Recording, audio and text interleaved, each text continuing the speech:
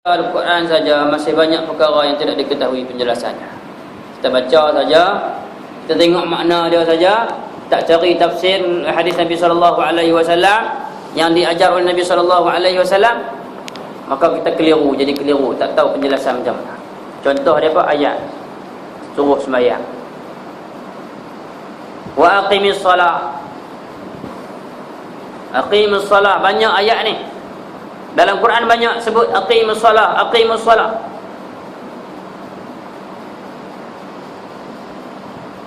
Allah tak sebut macam mana nak sembahyang. Allah suruh diikan sembahyang saja. Maka penjelasan itu datang daripada Nabi SAW. Kita sembahyang lagu mana sekarang? Macam mana kita sembahyang? Mula dengan niat. Muftatahatun bit takbir wa mukhtatamatun bit taslim. Dimulai dengan niat, disudahi dengan salam. Di antara dia ada rukun-rukun yang tertentu. Niat itu rukun, salam berukun. Dan di antara niat dan salam itu ada lagi rukun-rukun dia. Siapa yang ajar? Nabi. Nabi kata, sallu kama ra'aitumuni usalli.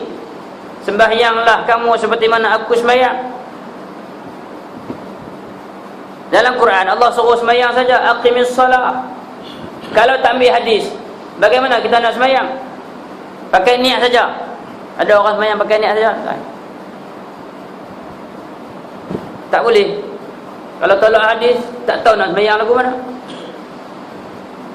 Dah hampa sembahyang ke tak? Sembahyang. Hampa ikut siapa sembahyang tu? Tak ikut Nabi.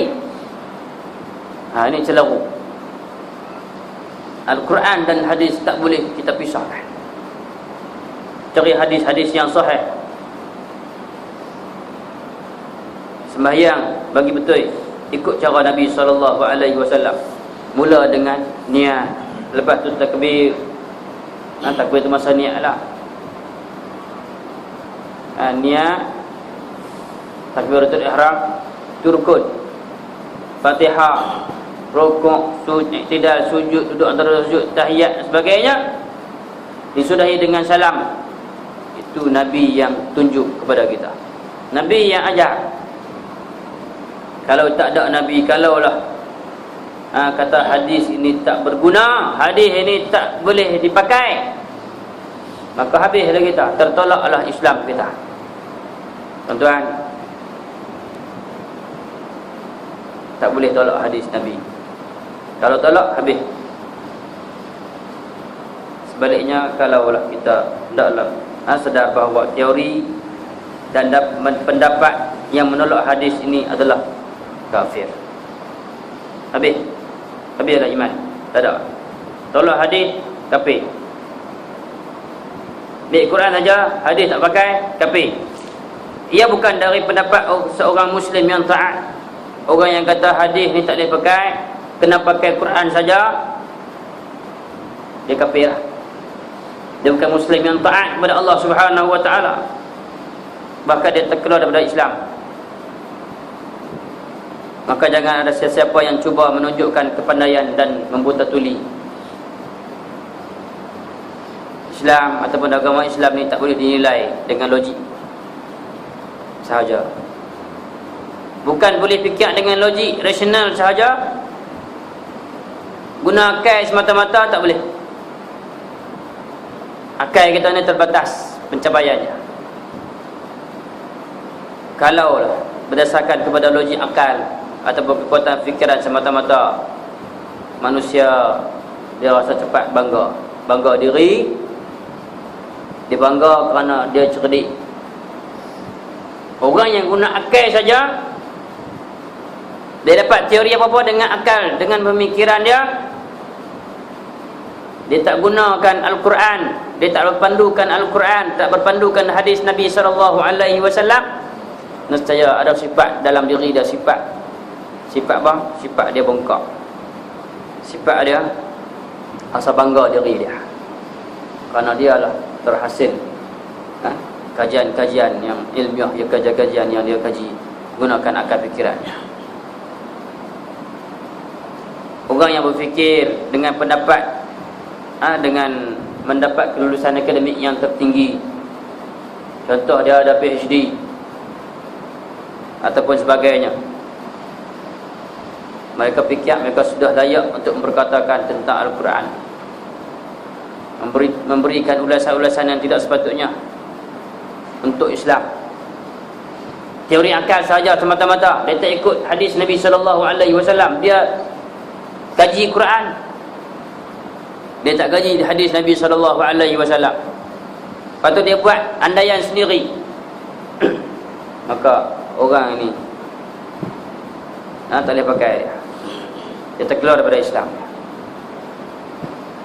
Walaupun dia ada PhD, dia digelar doktor falsafah, tapi kalau dia doktor yang tidak mengikuti nas-nas Al-Quran dan hadis Nabi SAW, tak terpakai dia. Dari segi Islam dia ditolak. Tapi kalau dunia, orang pakai lah, ada PhD, dapat pula pangkat profesor, kaji, buat kajian macam-macam, dapat profesor. Tapi kalau dia tolak Quran, tolak hadis Nabi SAW, tak terpakai. Kalau kita kena faham, beriman kepada Allah berkait rapat dengan beriman kepada Rasulullah SAW. Beriman kepada Allah Subhanahu wa taala ada hubung kait dengan beriman dengan Nabi SAW. Kenapa? Kerana Rasulullah SAW sendiri dilantik oleh Allah. Bukan Nabi lantik diri dia sendiri. Nabi dilantik oleh Allah Subhanahu wa taala. Maka tak boleh tolak Nabi. Tak boleh tolak Nabi SAW. Pak Nabi dilantik oleh Allah Subhanahu wa taala, bukan Nabi lantik diri dia sendiri jadi rasul. Maka apabila Allah Subhanahu wa taala melantik Rasulullah SAW, Allah menjamin kemaksuman Nabi SAW. Allah jamin Nabi tak buat silap, kerana Allah yang lantik Rasulullah SAW. Dan Allah Subhanahu wa taala ambil Rasulullah SAW sebagai kekasihnya. Bagaimana Allah tak jaga Nabi SAW? Mesti Allah jaga, mesti Allah jamin Nabi SAW daripada berlaku kesilapan. Sebab tak boleh tolak Nabi, tak boleh tolak ajaran Nabi SAW. Kalaulah umat Islam tak percaya kepada Nabi SAW, maka bermakna mereka juga tidak mempercayai Allah Subhanahu wa taala, tak beriman kepada Allah. Kalau orang tak beriman kepada Nabi, tak mau percaya Nabi, tak mau ambil Nabi, tolak Nabi SAW, tolak hadis Nabi SAW, maka dia juga tolak Allah Subhanahu wa taala. Dia tak beriman kepada Allah Subhanahu wa taala, walaupun dia kata Allah itu yang menurunkan Al-Quran, bukan Nabi. Kena ambil Quran saja, ditolak Nabi, maka orang ni sesat. Dia juga tidak mempercayai Allah Subhanahu wa taala. Maka kerana itulah Al-Quran dan hadis merupakan dua elemen utama, dua perkara asas yang kukuh menjadi pegangan umat Islam. Kalau tolak Quran, tolak hadis Nabi SAW, nak pegang yang mana lagi tuan-tuan? Kena dua-dua pegang. Tolak satu, habis semua. Itu sifir Islam, sifir rukun Islam. Ada 5. Rukun iman ada 6. Tolak satu tinggal awak. Ada 5 kah? Tak. Tolak rukun iman ada 6, tolak satu tinggal kosong, 0. Habis, jatuh semua. Al-Quran diturunkan oleh Allah Subhanahu wa taala yang Maha Perkasa, Tanzilal Azizir Rahim. Allah Maha Perkasa, Allah Maha Bijaksana yang menurunkan Al-Quran ni. Allah Maha Penyayang. Itu sebab Allah turunkan Al-Quran. Kita kena ingat Allah Subhanahu wa taala, Allah kata Tanzilal Aziz Ar-Rahim. Bukan sahaja Allah itu perkasa, tetapi Allah itu Maha Penyayang. Allah bersifat penyayang kepada kita. Allah bersifat penyayang kepada hamba-Nya.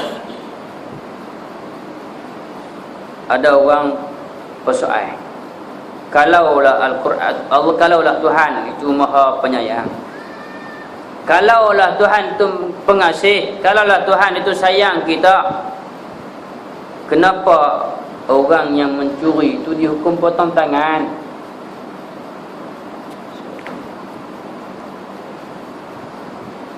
Ada orang kata, kalau Allah itu penyayang, Allah itu bersifat dengan sifat penyayang, kenapa orang curi dihukum potong tangan? Seperti mana ayat dalam surah Al-Ma'idah, Allah sebut was-sariqu was-sariqatu faqta'u aydiyahuma jazaa'an bima kasaba nakalan minallah.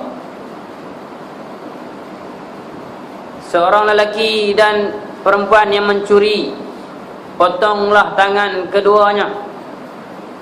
Bukan dua-dua tangan, keduanya maksudnya dua-dua orang tu. Hal lelaki curi, potong tangan kanan dia. Hal perempuan curi, potong tangan kanan dia. Maksudnya dua.